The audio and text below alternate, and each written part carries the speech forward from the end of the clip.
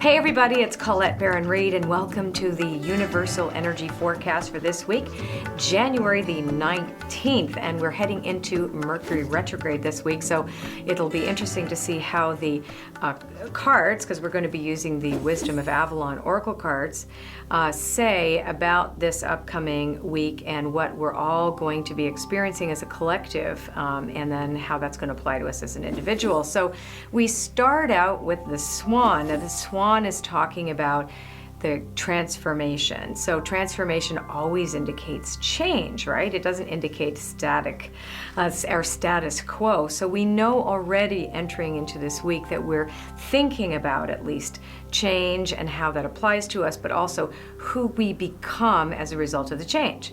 The second card that leads into this story is the Eagle. So the Eagle is always about connecting to a higher power.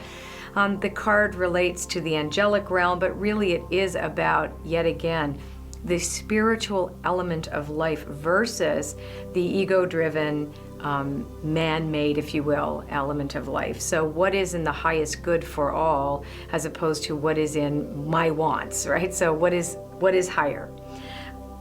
Interesting. The next card is the Wasp, which is about anger and retaliation.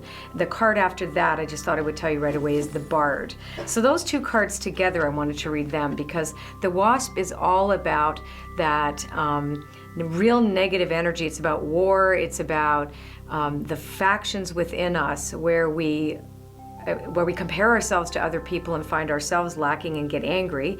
When we act like a wasp with a stinger, we sting others, or we allow others to sting us. And the Bard always talks about patterns because it relates to the past. The stories of the past are what this week is all about. So I really think that this week we have to ask ourselves, is this a time for us that we should be allowing the old pattern of reactivity, which is usually in the negative, of course, because the wasp is not a pleasant little bug.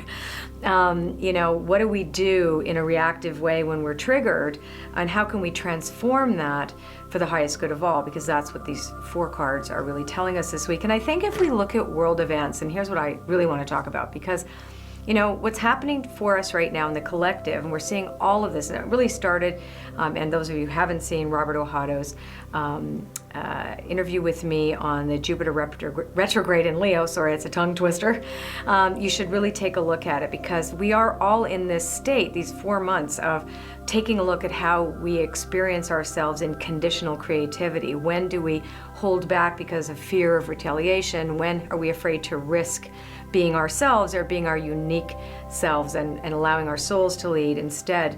Now what we're seeing is all of this turmoil globally, and it's affecting all of us on the individual level. So this is an invitation not to do what we did.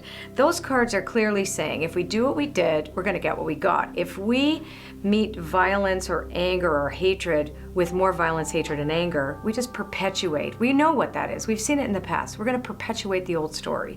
We have to transform it. We have to move past it. We have to integrate it, and we have to look for the highest good for all. And as much as I'm going to sound like a hippy-dippy, I'm going to say peace is the answer and love is the answer.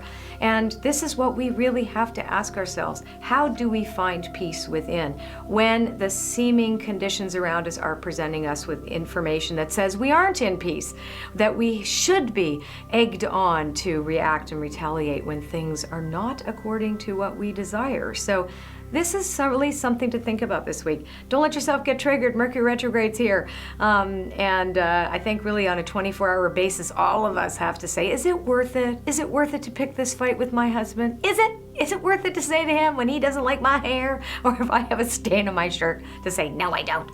No, it's not. This is a week to ask, is this in our highest good?